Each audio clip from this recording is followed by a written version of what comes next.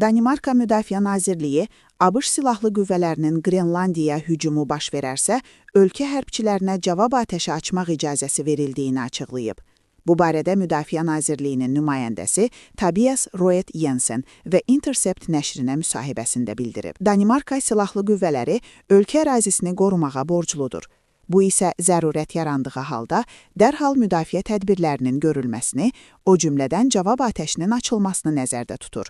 Jensen vurğulayıb. Onun sözlərinə görə, Danimarka hərbçilərinə ölkə ərazisini müdafiə etmək hüququ 1952-ci ildə qəbul olunmuş Kral Fərmanı ilə verilib.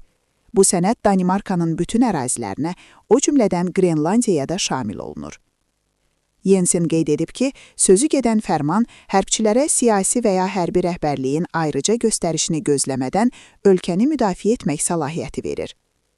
APA, Reutersə istinadən xəbər verir ki, Polşanın baş naziri Donald Tusk Polşanın Qrenlandiyaya əskər göndərməyəcəyini bildirib. O əlavə edib ki, NATO ölkəsinin başqa bir NATO ölkəsinə hücumu fəlakətlə nəticələnəcək. Polşanın baş naziri Avropanın Qrenlandiya məsələsində yekdil olması üçün əlindən gələn hər şeyi edəcəyini vurğulayıb. Qeyd edək ki, Fransa və Böyük Britaniya hərbi qüvvələri ABŞ-ın təhdidləri fonunda Danimarka ilə hərbi təlimlərdə iştirak etmək üçün Qrenlandiyaya göndərilib.